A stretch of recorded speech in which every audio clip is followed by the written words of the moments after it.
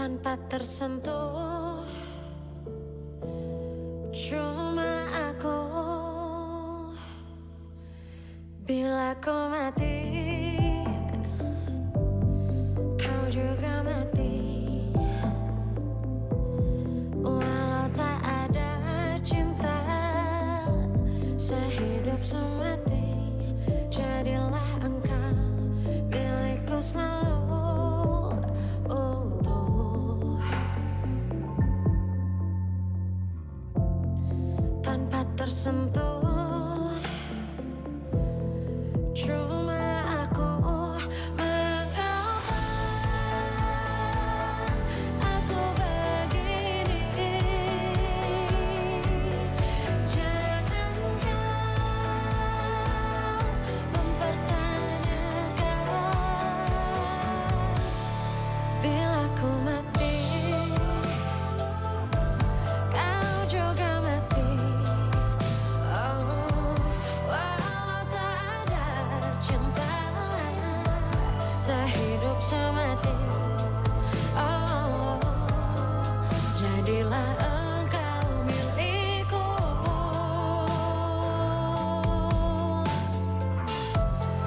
Tanpa tersentuh, cuma aku. Mengapa aku begini?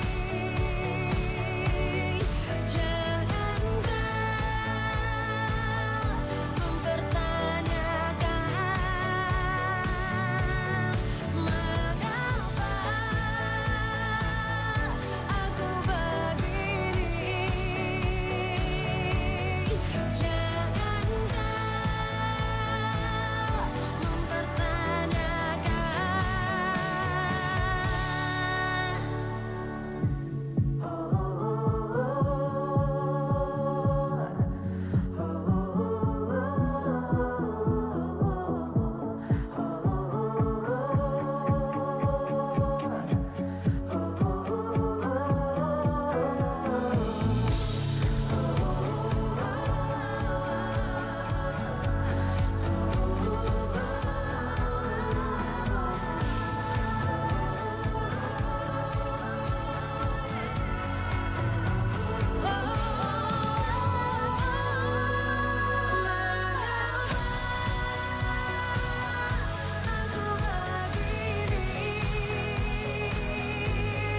Jangan kau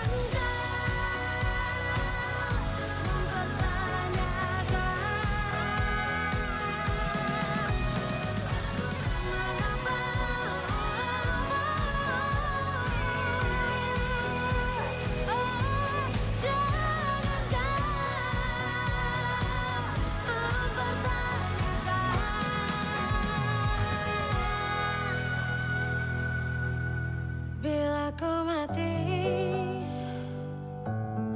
kau juga mati. Walau tak ada cinta, sehidup semati.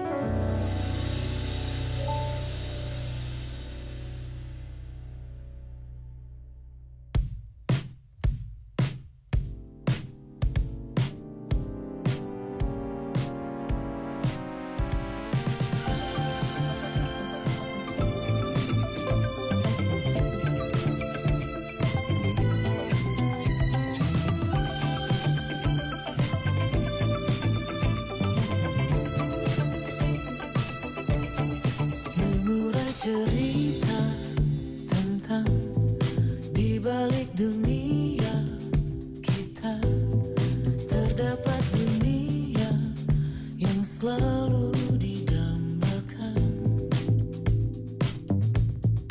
Cerah hati juga bisa menuang segala indah jalan setiap insan yang ingin mendapatkannya.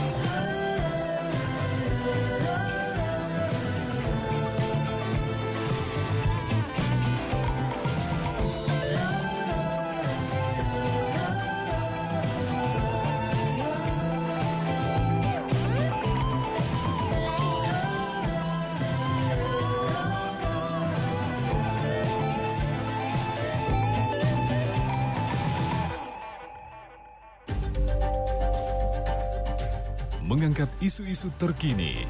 Dialog Palembang pagi ini bersama narasumber yang akan membahas dan mengupas topik hangat yang tengah dibincangkan. Setiap hari pukul 8 waktu Indonesia Barat. Dengarkan hanya di Pro 1 RRI Palembang.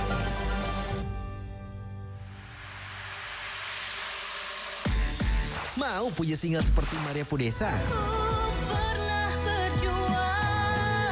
Atau Josh Florentino? Yuk ikutan Bintang Radio Indonesia 2024 dengan cara download aplikasi RRI Digital di Play Store dan juga di App Store. Daftar, lalu upload video kamu menyanyikan lagu Dan Terjadi Lagi Josh Florentino untuk peserta putra dan Pernah Berjuang Maria Pudesa untuk peserta putri. Mainin suaranya juga ada di situ ya. Ikuti seleksi di kota kamu dan berkesempatan masuk ke tingkat nasional yang grand finalnya di Surabaya.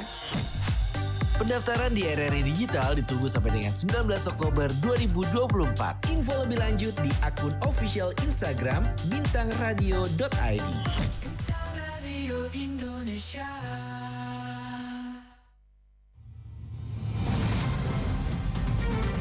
Segera Anda ikuti Dialog Palembang pagi ini.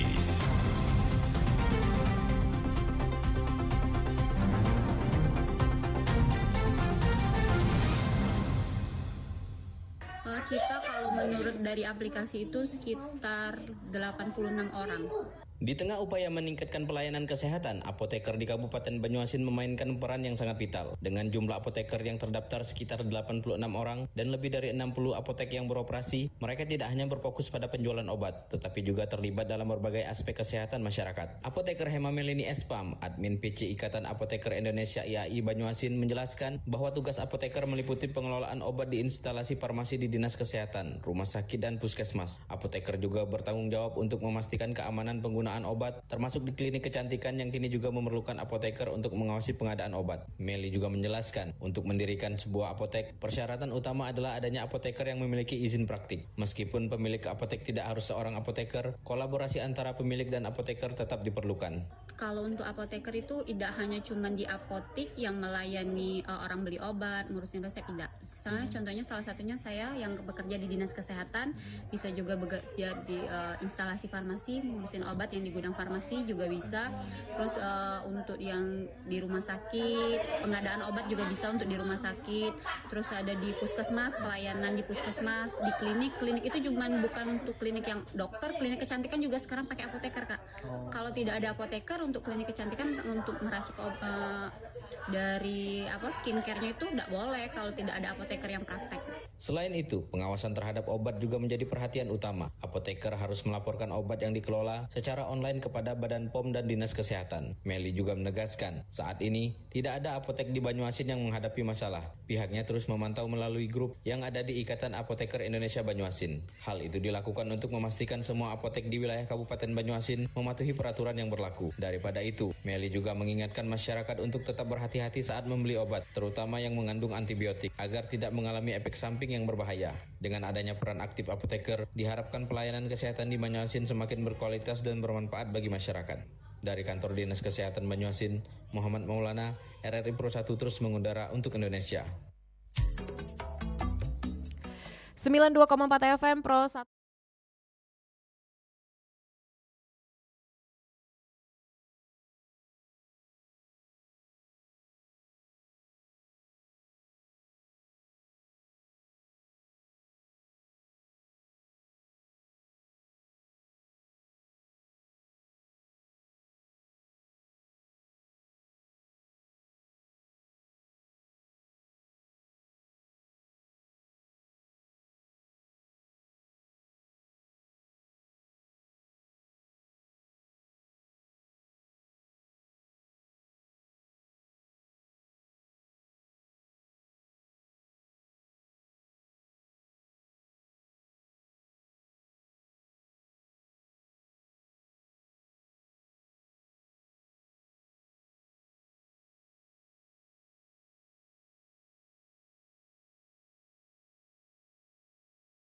Bu Ida, Selamat pagi, Mbak. sehat kabarnya Bu Ida pagi hari ini?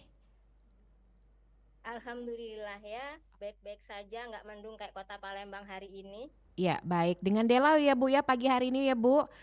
Bu Ida, ini Oke kan Mbak di Dela, selamat pagi. peringatan Ya Mbak Dela. ya, ini kan di tanggal 25 September diperingati sebagai Hari Apoteker Sedunia. Mungkin sebelumnya Bu Ida ini Ya. praktek apotekernya di mana nih Bu Ida? Kalau boleh tahu Bu Ida?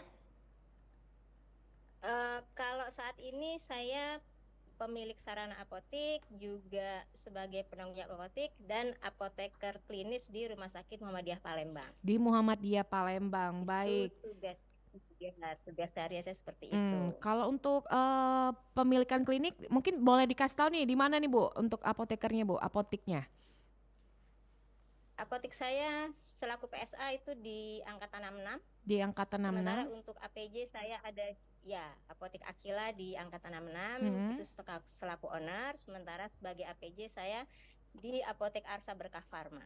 Baik. Nah, mungkin kalau di dunia kesehatan seringkali kita tuh atau juga masyarakat awam lebih aware lah ya Bu ya sama dokter, perawat, bidan yang lain-lainnya. Namun banyak yang kurang menganggap kehadiran dari apoteker sendiri. Kalau di perayaan Hari Apoteker Sedunia ini biasanya Ibu selaku pemilik owner apotik atau juga praktek apoteker di RS Muhammadiyah, biasanya apa nih Bu yang dilakuin di Hari Apoteker Sedunia ini? Mungkin kita flashback dulu ya, apoteker itu profesinya yang unik gitu, di Iya. mana-mana ada tapi nggak pernah muncul di mana-mana gitu ya. Karena kalau kita buka ke belakang, siapa sih apoteker itu kita pasti tahu dulu. Iya. Apoteker itu adalah sarjana farmasi yang sudah mengucapkan sumpah apoteker. Sementara dalam Permenkes juga disebutkan bahwa selagi apoteker tidak ada, itu boleh digantikan oleh nakes lainnya. Mungkin yang paling sering masyarakat kemudian apotik mungkin sama tenaga vokasi farmasi gitu ya Mbak ya. Jadi sama kalau zaman dulu kita bilang namanya asisten apoteker gitu. Mungkin masyarakat lebih sering berinteraksi dengan asisten apoteker daripada dengan apotekernya. Tetapi semakin tahun kemari itu peran apoteker itu semakin harus ditonjolkan. Mungkin yang sudah terlihat jelas itu adalah peran apoteker di rumah sakit karena sudah ada apoteker klinis. Dan biasanya apoteker klinis juga visite ke pasien untuk mengevaluasi obatnya. Jadi untuk perayaan Hari Apoteker Sedunia sepertinya kita masih gantung atau gandol sama organisasi profesi. Karena mungkin lebih aware dengan peringatan Hari Apoteker Nasional di bulan Juni gitu Mbak. Sementara untuk peringatan World Pharmacy Day yang dunia ini lebih cenderung ke ngikut adanya seminar internasional, beberapa organisasi yang lebih menggaungkan Hari Apoteker Internasional ini. Baik, Bu, kalau untuk apoteker sendiri ini sudah berapa lama nih Bu bertugas sebagai apoteker? Saya jadi apoteker sudah dari tahun 97, jadi hampir 27 tahun ya. Sudah lama ya Bu ya. Tentunya ini ada suka dan duka sendiri nih menjadi apoteker. Boleh cerita dulu Bu. Ini mungkin kita ke dukanya dulu ya selama menjadi apoteker itu seperti apa nih Bu Ida? Dukanya sampai hari ini masih gitu ya, masih belum dianggap tadi loh Mbak. Oh masih belum, oh ya profesi yang mungkin ya. Padahal di mana-mana kita bisa masuk karena mungkin beda dengan profesi yang tadi Mbak Dela sebutkan ya, ada dokter, ada perawat, ada bidan. Selaku profesi itu job desk mereka jelas. Dokter akan mendiagnosa pasien, perawat akan membantu dokter merawat pasien. Bidan akan membantu ibu-ibu yang akan melahirkan, pemeriksaan kehamilan, dan bayi baru lahir. Sementara apoteker enggak. Dia meracik obat penanggung jawab dari semua yang namanya apotek itu sebagai APJ, dia tanggung jawab dari mulai pelaksanaan undang-undangnya, terus peracikannya, KIE-nya ke pasien, semuanya numpuk ke dia. Jadi akhirnya belum lagi nanti ada dikatakan bahwa profesi apoteker bisa dikerjakan oleh nakes lainnya jika apotekernya nggak ada. Artinya praktek kefarmasian masih bisa tetap berjalan tanpa apoteker. Akhirnya masyarakat nggak aware, nggak ada apoteker, saya masih bisa beli obat kok, saya masih dapat obat kok. Tapi mungkin semakin kemari, saya bilang tadi, semakin tahun bertambah, profesi itu mulai muncul. Artinya seperti distributor obat dulu nggak ada apoteker bisa Mbak menjual obat ke apotik, tapi sekarang nggak lagi. Iya. APJ-nya harus apoteker, klinik kesehatan, klinik kecantikan yang paling jual-jual krim, tapi ternyata juga harus ada apotekernya. Jadi sudah mulai sedikit profesi itu sudah mulai dilihat, tapi untuk masyarakat masih sebenarnya perjuangannya masih cukup berat buat masyarakat tahu, oh ibunya apoteker ya. Gitu. Baik. Itu sampai tahun kemarin masih terasa itunya gitu. Itu sukanya ya Bu ya. Maksudnya dukanya.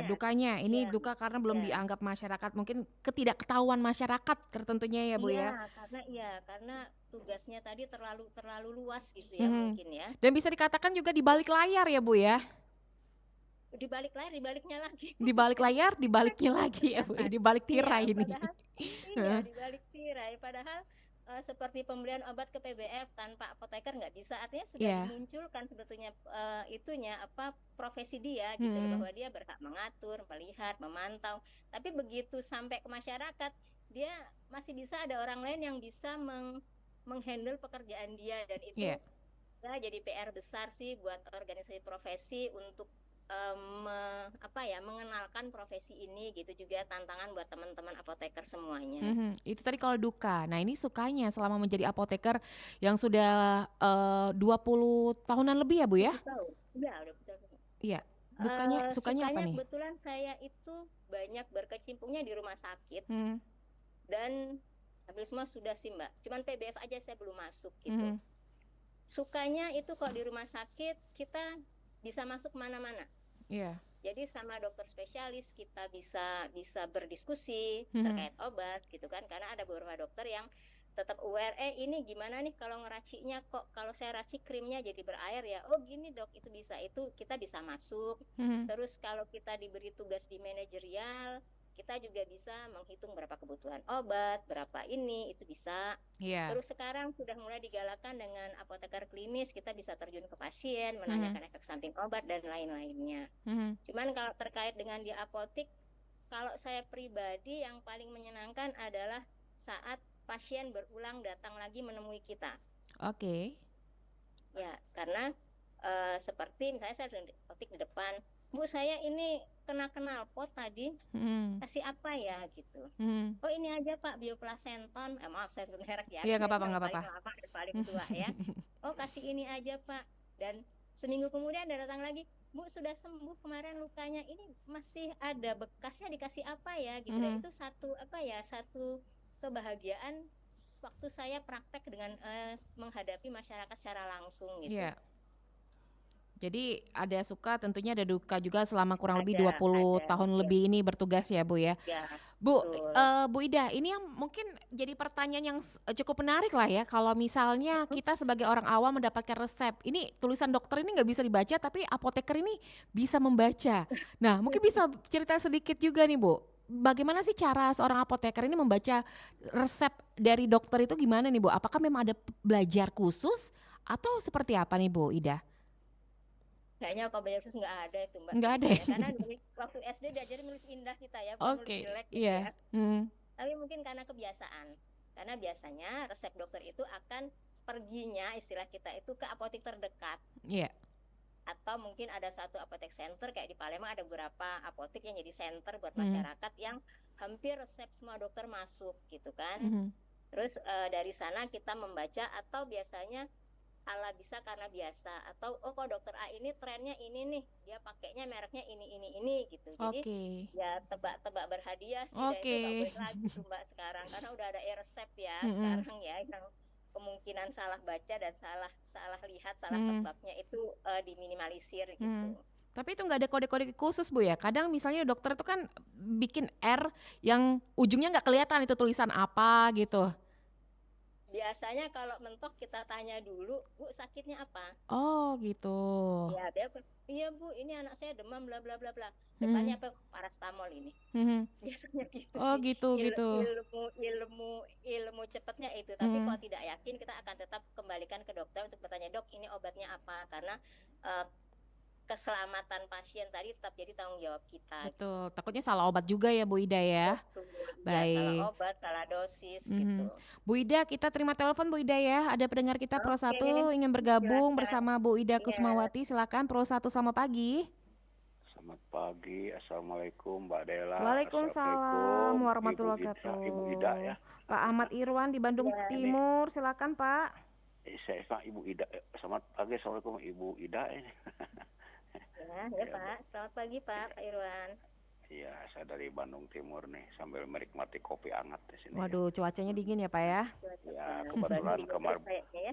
ya yang ditunggu-tunggu hujan itu harinya kemarin turun juga itu kan. Iya. Seperti itu. Begini Bu, tentang masalah apoteker saya awamnya. Kan ada dua hal, ada apotek yang khusus menerima resep dokter, ada apotek bisa menjual obat-obat secara umum, bukan hanya menerima resep dokter itu kan, tapi bisa juga menjual secara umum. Bedanya apa Bu? Apoteker yang bisa menerima yang khusus menerima resep dari dokter, apoteker yang bisa menjual obat-obat bebas tanpa resep dokter. Ini kan ada dua. Saya sering datang, Pak harus ada resep dokter, udah saya pindah ke beli obat ke apotek yang umum gitu yang bisa melayani tanpa resep dokter. Terima kasih. Baik. Perbedaannya apa? Coba Ya, terima kasih. terima kasih Pak Ahmad Irwan di Bandung Timur. Silakan Bu Ida ditanggapi Bu Ida. Oke, Pak Ahmad Irwan, sebetulnya secara peraturan, secara undang-undang itu nggak ada bedanya, Pak. Apotik itu berhak melayani resep dari dokter dan juga dia bisa menjual obat bertanda merah yang menurut dokter itu dan obat yang bebas. Jadi mungkin yang dimaksud Pak Ahmad Irwan adalah mungkin beliau bisa mendapatkan, mohon maaf saya sebut nama Mbak Dela ya, Iya, boleh Bu. amlodipin itu nama obat darah tinggi. Iya. Mungkin kalau di apotik A dia lebih saklek, oh nggak bisa Pak, harus pakai resep gitu. Tapi kalau Pak Ahmad Irwan ke apotik B, oh bisa Pak, beli amlodipin Bapak dikasih. Biasanya untuk obat-obat yang pasien menggunakan secara rutin dan apoteker atau apotik menggali dulu, Pak mau beli amlodipin buat apa gitu kan. Kalau pasien bilang, oh saya memang darah tinggi dan saya rutin pakai gitu, biasanya akan diberikan karena apoteker diberi wewenang untuk memberikan obat. Undang-undangnya ada, tapi mohon maaf saya nggak siap untuk menyatakan undang-undangnya, tapi ada, itu namanya OWA, Pak, obat wajib apotik yang bisa diberikan kepada pasien secara langsung oleh apotik tanpa resep dokter. Iya. Tapi biasanya tadi harus ada digali dulu ya Pak Irwan ya, harus digali dulu, Bapak kenapa pakai ini gitu kan. Oh saya emang darah tinggi dan saya rutin pakai ini, itu bisa diberikan Pak. Jadi kalau obat yang rutin kronis biasanya bisa diberikan untuk 1 bulan, 3 bisa diberikan langsung. Jadi secara undang-undang itu nggak ada bedanya Pak. Tapi mungkin yang satu saklek, artinya kalau nggak ada resep nggak boleh deh. Tapi yang satu apotekernya bisa memberikan edukasi dan menggali informasinya sehingga dia berani memberikan obat tersebut gitu Pak. Baik, kalau untuk apoteker sendiri nih Bu Ida, itu juga berperan juga nggak sih? Mungkin kita sebagai orang awam ya tidak tahu di balik layar sebagai seorang apoteker, itu juga berperan juga dalam mengawasi pembuatan peracikan obat atau seperti apa nih Bu Ida? Oh iya, selaku penanggung jawab, apoteker bertanggung jawab atas semua yang dilakukan dan dikeluarkan dari apotik tersebut. Saya sudah bilang tadi, termasuk dia harus menjaga undang-undangnya, dia harus ini melanggar atau tidak, dia juga harus memastikan obat yang dia buat, yang dia racik sesuai dengan perintah dokter tadi, itu adalah obat yang tidak salah obatnya, tidak salah dosisnya, dan patient safety itu tetap harus diutamakan Mbak. Jadi tetap apotekernya itu bertanggung jawab atas semua yang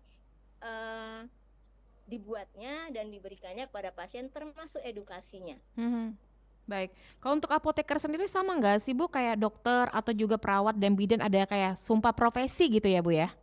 Ada. Ada Jadi juga. apoteker itu adalah sarjana farmasi yang sudah menjalani sumpah apoteker. Jadi kalau dokter kita kena ada preklinik gitu Mbak Dian ya. Jadi dia dokter muda terus dia koas lah kita kenalnya kan. Nah kalau di apoteker ada juga. Jadi setelah selesai di wisuda jadi sarjana, kita menjalankan stase profesi apoteker itu selama 1 tahun. Baru 1 nanti tahun disumpah ya. sebagai apoteker gitu. Baik, nah Bu Ida sendiri selaku sebagai apoteker praktek tentunya ini punya tantangan tersendiri dari zaman awal mula berkecimpung sebagai apoteker sampai sekarang di tahun 2024 kurang lebih 20 tahun lebih ya Bu ya. Nah ini untuk tantangannya sendiri di era zaman sekarang, apalagi sekarang udah banyak kayak seperti apotek-apotek udah banyak ya Bu ya, milik swasta ada, negeri ada, itu seperti apa ini Bu Ida?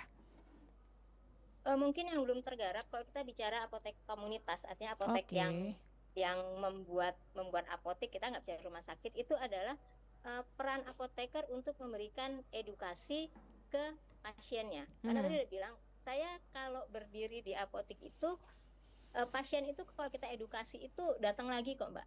Oke. Artinya itu adalah poin penting sebetulnya yang bisa digarap saat ini untuk apoteker komunitas. Jadi kita sebutnya apoteker yang di apotek itu apoteker komunitas. Sementara kalau di rumah sakit itu sudah mungkin sudah mulai dapat porsi dengan apoteker klinis yang dia bisa berinteraksi langsung dengan pasien dan dia juga bisa memberikan rujukan atau masukan selaku profesi pemberi asuhan di rekam medis di rumah sakit. Jadi itu tantangan beratnya adalah apoteker harus tidak pernah bosan untuk mengupgrade dirinya.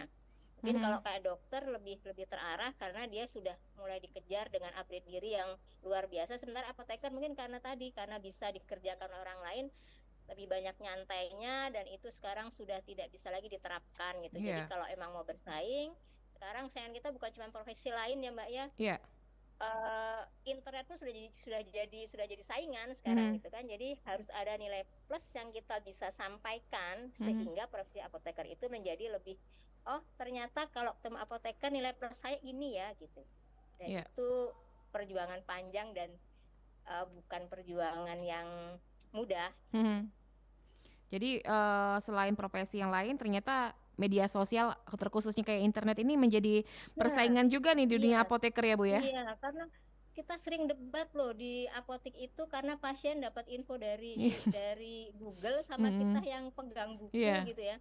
Nggak bisa Bu ini, bukan Bu. Nah itu sebetulnya teknik komunikasi dan ilmu itu bisa kita sebarkan, jangan sampai pasiennya keblasuk gitu ya.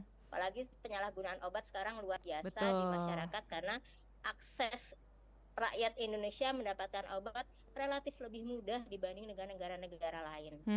Kita ke pertanyaan lagi ya Bu ya di WhatsApp di 0821 7927 9010. Selamat pagi Bu Ida, mau nanya obat sakit gigi tanpa resep dokter, obat apa ya Bu ya yang bisa dikatakan paling ampuh? Obat sakit itu maksudnya obat sakit gigi, obat sakit gigi. Jadi asam mefenamat itu bisa diberikan langsung, itu obat analgetik.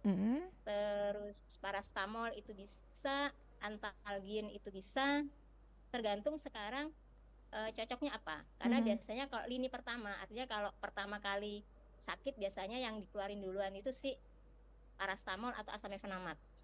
Itu bisa dapat secara bebas di apotek.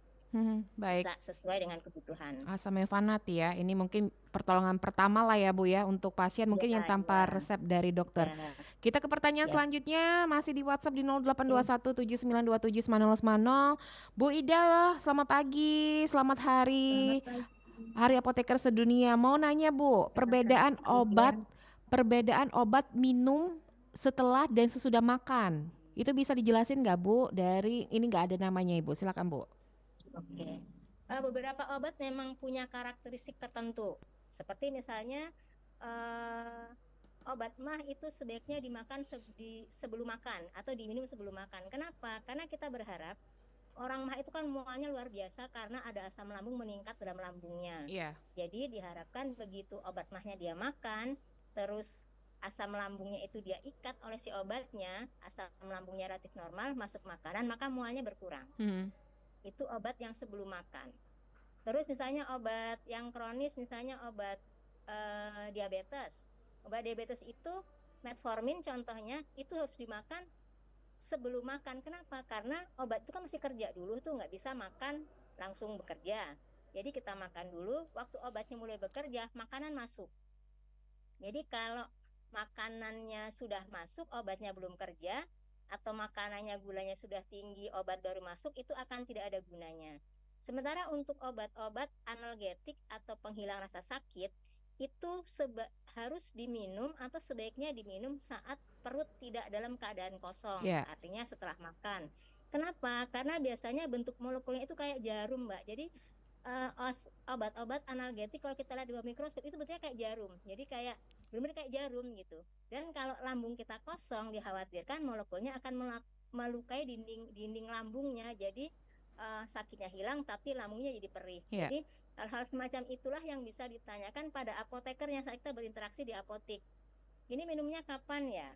Atau misalnya kayak obat kolesterol, simvastatin, itu harus diminum sesaat sebelum tidur. Kenapa? Karena dia akan bekerja dengan baik saat kondisi tubuh basal. Iya. Kondisi basal itu adalah sekitar jam 12 malam. Jadi kalau dia minum jam 8, gak ada gunanya minum simvastatin, kolesterolnya tetap tinggi gitu. Jadi trik-trik itu yang sebetulnya bisa digali saat membeli obat atau berinteraksi dengan apoteker sebelum obat dikonsumsi. Baik, itu tadi sudah dari penjelasan dari Bu Ida ya. Bu Ida, kita terima telepon lagi di 369977. Pro 1, selamat pagi. Assalamualaikum. Waalaikumsalam warahmatullahi wabarakatuh. Oma Ana di Prabu Muli, silakan Oma. Terima kasih Mbak Dela. Assalamualaikum Ibu Ida. Waalaikumsalam Oma Ana. Salam sehat ya Bu ya. Pertanyaannya Bu Ida, sebenarnya obat ini mengobati atau hanya menghilangkan rasa sakit aja gitu? Contohnya gini, kalau umpamanya pada saat kita makan obat ya sembuh gitu, tapi balik lagi gitu lah, bukan hanya seperti obat untuk kolesterol, asam urat. Taruhlah kalau mungkin asam urat sama kolesterol kan karena dipengaruhi makanan kembali lagi dia gitu. Obat-obat yang lain itu gitu. Memang jadi intinya pertanyaannya, obat ini sebenarnya mengobati apa memang hanya menghilangkan rasa sakit aja gitu Ibu Ida? Baik, segitu saja Makasih, Oma Ana. Ida. Makasih Mbak Dela. Assalamualaikum Sama-sama warahmatullahi Mana. wabarakatuh. Waalaikumsalam warahmatullahi wabarakatuh. Silakan Bu. Gini Oma, obat itu sebetulnya ada dalam istilah kita obat simptomatis. Artinya obat itu hanya digunakan untuk mengobati gejala yang timbul. Misalnya obat sakit gigi kombinasi yang paling asamefenamat tuh, itu akan menghilangkan rasa sakit dari gigi yang berlubang atau bengkak. Tetapi setelah efeknya hilang, sakitnya timbul lagi. Karena apa? Dia hanya mengurangi sakitnya. Untuk menghilangi sakit giginya ya kalau berlubang ya ditambal gitu. Mungkin beda sama antibiotik. Kalau antibiotik itu dia menyembuhkan infeksi yang ada dalam tubuh. Jadi memang tidak bisa disamaratakan Oma ya. Jadi emang ada obat itu yang obat yang mengobati simptomnya, artinya mengobati gejala penyakitnya. Tetapi ada juga obat yang mengobati sakitnya, contoh antibiotik. Dia akan membunuh kumannya gitu. Cuman bengkaknya, sakitnya kita obati dengan obat lain gitu. Jadi mungkin tadi yang mau bilang, kok saya minum sakitnya keluar lagi. Mohon maaf, ini saya kasih yang agak ekstrim, misalnya pasien CA, pasien kanker.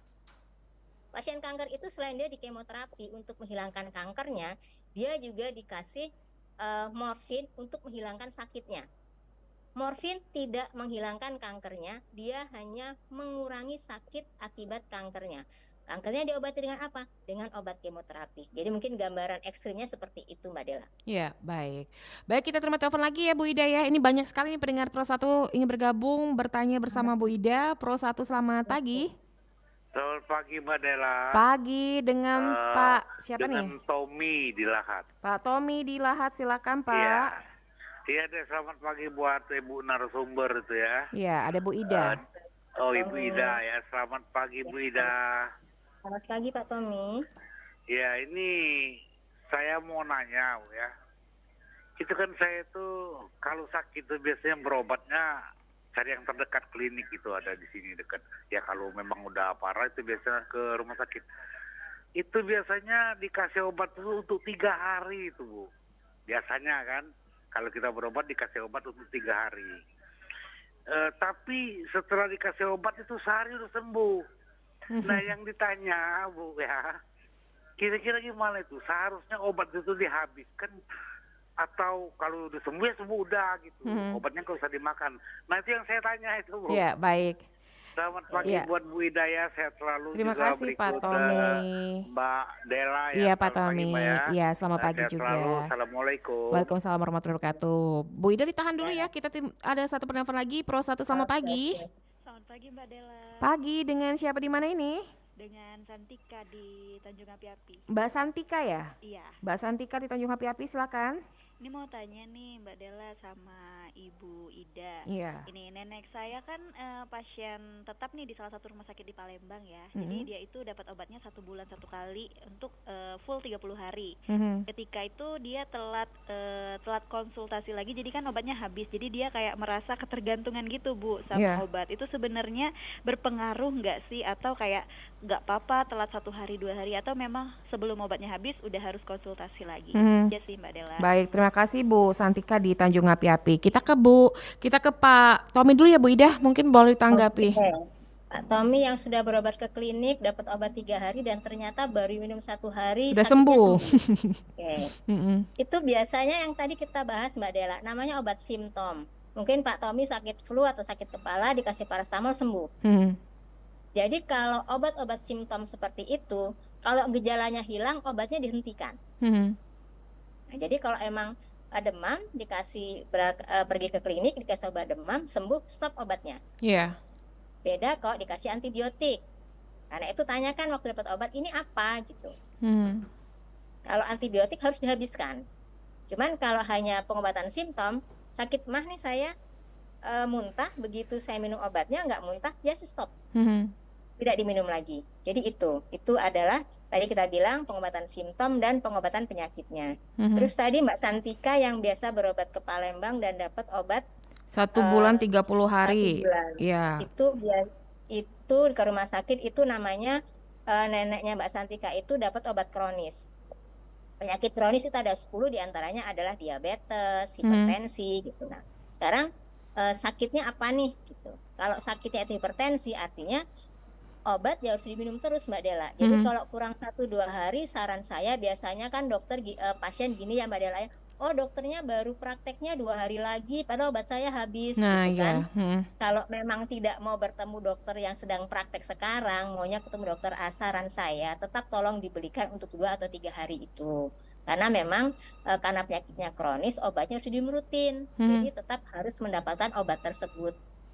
Bisa kayak istilahnya beli pribadi dulu ya Bu ya? Iya, terpaksa ya, karena kalau apalagi kalau BPJS gitu Mbak ya, ya memang dia saklek sih kalau nggak harinya, nggak tanggalnya dia nggak mau kasih, juga rumah sakit juga ini belum tanggal berobat nih. Jadi saran saya daripada resiko ke pasiennya, ke neneknya, ya ngalah deh beli 1 atau 2 hari gitu. Atau kalau emang nggak mau ya siapa dokter yang ada saat itu ya udah berobat aja gitu. Oke, kita Jadi saran saya seperti itu. Baik, Ibu, ini ada pertanyaan dari WhatsApp di 082179279090 tentang batu ginjal.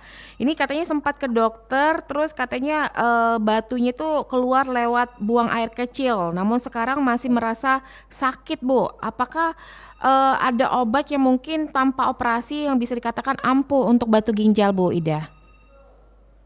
Yang banyak dan dipakai obat lama itu adalah daun kumis kucing yang sudah dibuntuk obatnya, itu saya sebut merek ya Mbak ya. Boleh Bu. Itu Batugin Elixir.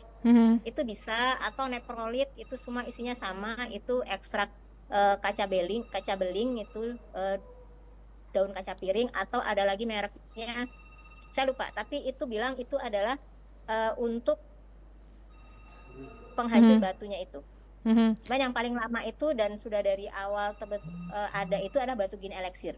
Itu biasanya beberapa pasien itu rutin menggunakan yang sudah pernah kejadian kayak Pak Sa tadi, itu cukup efektif karena nanti batunya hancur dan akan keluar lewat air seni. Ini yang untuk batu ginjal itu daun kumis kucing ya Bu ya. Kemarin sempat viral malah makan kucingnya ini Bu yang dimakan karena obat. Waduh, nah itu. Jangan sampai ya. Nggak sabar ya. Ini malah kucingnya yang dimakan. Bu Ida, kita terima telepon lagi ya Bu Ida ya. Di Pro 1, selamat pagi. Selamat pagi Mbak Dela. Ibu Eva di Pipareja, silakan Bu. Iya, selamat pagi Ibu Ida. Selamat pagi Bu Eva. Ya, ini Ibu Eva. Kalau kita di rumah sakit ini suka nunggu panggilan, biasanya ada kayak detail kalau nggak salah. Nah, detail itu kan menawarkan obat sama dokter. Nah, apakah obat yang ditawarkan itu juga melalui apoteker di tempat praktek atau di rumah sakit tersebut? Soalnya kan biasanya satu ruang dokter tuh ada 3-4 detail yang masuk gitu. Nah, apakah dokter langsung merekomendasi atau lewat apotekernya dulu gitu. Cuma itu aja. Baik. Terima kasih. Ya, terima kasih Bu Eva. Bu Ida, kita tahan dulu, ada penelpon selanjutnya. Pro 1, selamat pagi. Selamat pagi Mbak Dela. Pagi Ibu Dewi di Prabu Muli. Silakan Bu Dewi. Selamat pagi Bu Ida. Selamat pagi Bu Dewi. Saya ada beberapa pertanyaan ya Bu Ida ya. Saya ini kan punya penyakit asam lambung ya. Nah, jadi saya ini beli obat sakit mah yang merek Milanta yang tablet kunyah, Bu. Cara pemakaian Milanta yang tablet kunyah nih diminum dikunyah sebelum makan atau sudah makan. Karena di kertasnya itu nggak ada petunjuk untuk pemakaiannya, Bu. Iya. Iya. Nah, satu lagi Bu, yaitu secara kebetulan saya punya keluarga yang keluaran dari apoteker, terus apoteker ya, namanya apoteker Sela. Nah, terus di ujungnya ada lagi sarjana farmasi, Bu. Nah, apakah perbedaan antara apoteker dengan sarjana farmasi? Baik, segitu Ya, saja. Itu aja, Bu ya. Baik, terima kasih. Assalamualaikum warahmatullahi wabarakatuh. Waalaikumsalam warahmatullahi wabarakatuh. Kita ke Bu Eva dulu nih, Bu Ida, tentang detail Bu tadi. Eva. Iya, Bu Eva tadi nanyain detail atau med atau rep kita bilangnya itu yang suka ke dokter-dokter. Jadi med rep itu adalah atau detail itu adalah marketing atau promosi obat dari pabrik, Bu Mbak Dela. Jadi dia menginformasikan ke dokter, dok, saya punya obat A nih, keunggulannya A, B, C, D, E gitu. Tetapi setelah dokternya, oke deh obatnya bagus, ternyata baru ya, ini ada kandungan baru yang menurut jurnal yang saya baca itu bagus untuk pengobatan jantung misalnya. Nah, kalau dokternya sudah meresepkan, maka si detail tidak boleh memberikan obat kepada dokter.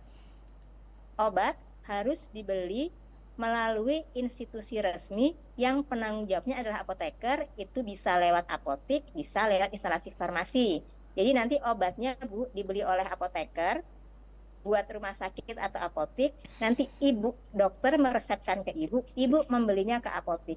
Artinya apoteker tetap punya kewajiban untuk melihat apakah obat itu benar nggak nih, udah resmi beredar belum, ada registrasi dari Balai POM-nya nggak, obat palsu atau bukan. Iya. Jadi itu tetap jadi tanggung jawab apoteker untuk memastikan obat itu aman. Karena tidak tuh kemudian mungkin tiba-tiba ada obat ilegal masuk dari India misalnya kan, yang jadi obat palsu itu bukan semata-mata obatnya nggak benar Mbak ya, obat yang belum terregistrasi oleh Balai POM itu masuk dalam kategori obat palsu. Nah, jadi ternyata benar nih, sudah ada terregister, sudah ini saya belinya juga di distributor yang resmi. Oke, obat ini aman untuk diberikan. Jadi tidak bisa semena-mena detailnya ke dokter, oh ya Bu, apakah ini nggak bisa. Aturannya tidak seperti itu aturan mainnya gitu. Baik. Tadi pertanyaan dari Bu Dewi di Prabu Muli. Yang pertama tadi tentang asam lambung, Milanta kunyah. Ya. Jadi Milanta kunyah itu tadi sudah kita bahas di awal bahwa obat mah itu dimakan sesaat sebelum makan. Kenapa? Dia gunanya untuk mengikat asam lambung yang sudah banyak dalam lambung kita. Jadi begitu asam lambungnya diikat oleh si obatnya, oleh Milantanya, kondisi lambungnya aman, baru kita isi nasi maka akan baik-baik saja. Kita isi makanan maka mualnya menjadi berkurang banyak. Jadi gitu untuk yang obat asam lambungnya atau Milanta kunyah tadi Mbak Dela. Iya. Terus tadi perbedaan apoteker sama sarjana farmasi. Ya. Jadi apoteker itu adalah sarjana farmasi yang sudah mengucap sumpah Mbak Dela. Jadi dia harus sekolah dulu sarjana farmasi sampai lulus, dapat gelar S.Pharm, baru kemudian dia mengambil profesi apoteker. Sudah dianggap selesai profesinya, dia akan disumpah sehingga dia berhak menyandang gelar apoteker.